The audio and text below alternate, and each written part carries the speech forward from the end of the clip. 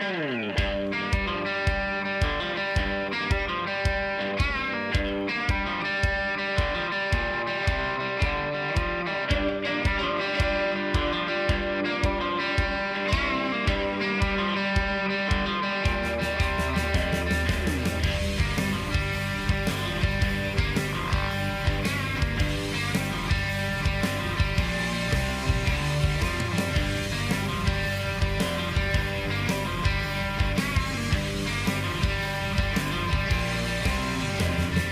this video, I'm going to show you where do deer bed and why they like to bed where they do.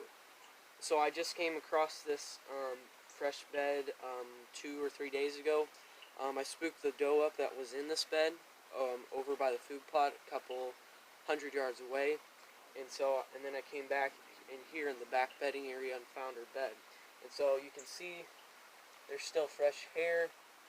There's fresh hair everywhere. You can see that. But I have another video that I'll put up to make you see it better. This video that I'm showing you right now is the one that I took as soon as I found it. So it's been raining a little bit, and so this is a really great spot. It's got the switchgrass bedding area is right behind here. There's a creek right here. There's a slope, and then there's some back cover, and that's what deer absolutely love. So if you can imagine the doe bedding right here, she was looking this way, and I can guarantee you why.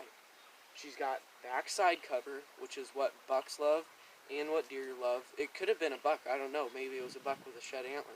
It was about 80 yards away from where I saw her, or when I saw her, she was 80 yards away, or him. So especially if this was a buck, and it could possibly be, because this is exactly what bucks like. There's a run coming out here. There's fresh hair in here everywhere, and then there's back cover. Because deer love that back cover, and then it's overlooking a slope, so it's on top of the hill. But deer and bucks bed high and low. That's one of the myths, that bucks only bed high. Bucks bed high and low, and I found that beds all over the spots in low and high elevation changes. But in this particular bed, this is a high bed.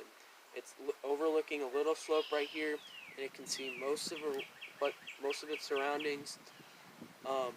Great back cover, that's what they especially love. They love that back cover. They don't have to worry about looking behind them, and so if a predator's there, and they can see in front of them, and if a predator's there and they need to come up.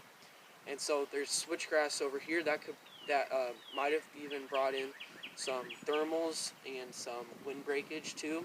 And there's a lot of bushy stuff around here too that could have been thermals. So this is a really good spot. Like I said, backside cover. They love overlooking ridges, so that way they can see their surroundings if any predators are coming in. And so this is a really great setup. Side cover on both sides. The only no cover spot is right in front of them, so this could have been a northwest wind that was coming in. And so there's a myth out there that northwest winds are, that's a great time for when bucks bed. Not necessarily true, not necessarily not true.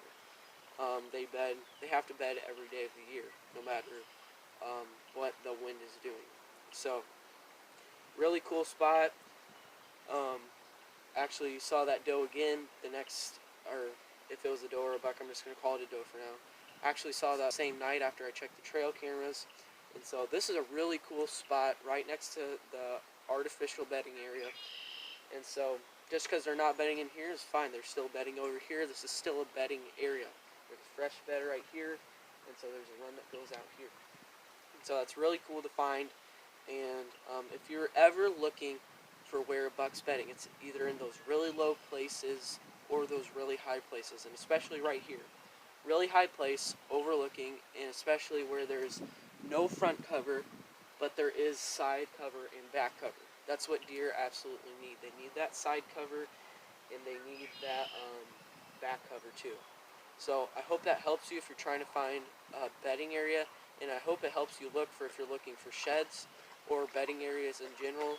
If you find those slopes or low spots with back and side cover where they can see out in front of them, see if predators are there, this is what deer are going to do. So I hope this helps you find where bedding areas are at.